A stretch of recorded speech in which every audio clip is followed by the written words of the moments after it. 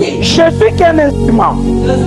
Mais la démonstration de l'Esprit, ça provient sur le Saint-Esprit. Et le Saint-Esprit, c'est lui-même qui se manifeste. Pourquoi il faudrait qu'il y ait une démonstration? Si quelqu'un ne touche pas sa guérison, on n'aura pas ce que Dieu a fait. Alors, celui qui est malade, lorsque la personne est guérie, c'est la démonstration de l'Esprit en lui-même qui prophétise suffisamment. Et à Sabaoth, il y a Dieu. Receive in the name of Jesus.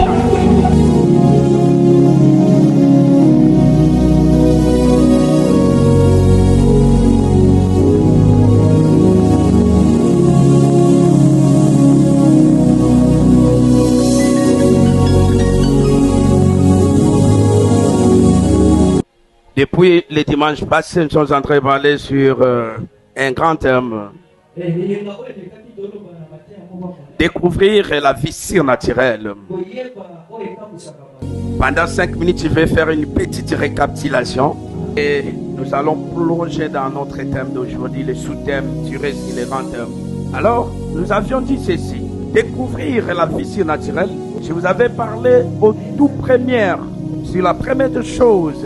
Il faut savoir que la vie surnaturelle a pour objectif, et cette vie que nous en parlons surnaturelle a des objectifs.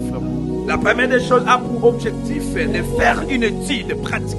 Donc, c'est-à-dire, lorsque tu vis sur le surnaturel, le physique va faire de pratiques. Et c'est là où tu te diras que j'ai piétiné quelque chose de mal, mais rien ne m'a surpris.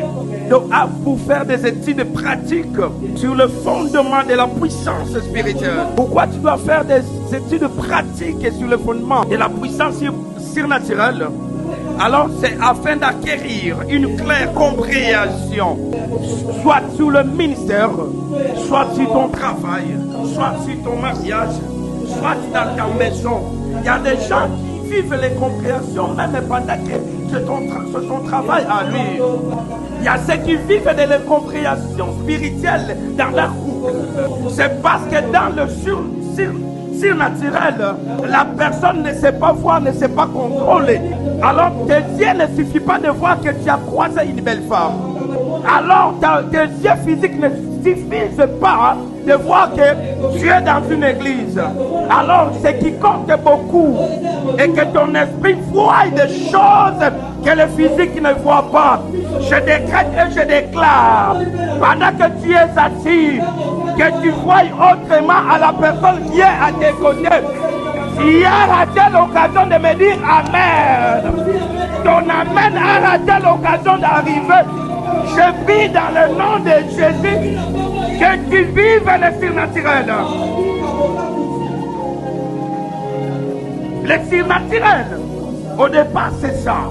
Rapidement, second lieu, a pour objectif de réveiller l'esprit d'un chrétien. Pourquoi ça doit réveiller l'esprit d'un chrétien? Afin de lui donner le goût d'expérimenter la présence de Dieu. Le surnaturel te réveille. Réveille-toi qui s'appelle un enfant de Sabaoth. Ne vis pas simplement le naturel. Vive le surnaturel pour que tu aies le goût d'expérimenter la présence de Dieu. Plusieurs ne savent plus différencier quelle est la présence de Dieu. Tu ne verras plus, ne trouveras pas la présence de Dieu en étant charnel. Il faut monter haut, être surnaturel, marcher même sur le tombeau, marcher sur le piège. Cela ne va pas te frapper si tu connais le surnaturel. Troisième chose, le surnaturel a pour objectif de guider, pas qui est de Sabaoth, à travers le don du Saint-Esprit. Le surnaturel te permet à guider tout ce que tu as comme le don, tout ce que tu as. Parce que tu es lui-même esprit. Quatrième des choses, le surnaturel apprend à prêcher la réalité présente du royaume de Dieu et non seulement avec l'exactitude et de palper toutes ces choses. Alléluia. La cinquième chose, c'est de comprendre le prix à payer. Lorsque vous avez un ministère, il faut comprendre le prix à payer par les surnaturels. C'est ce qui était comme une récapitulation. Nous avons tiré notre sous-thème sur les grands thèmes.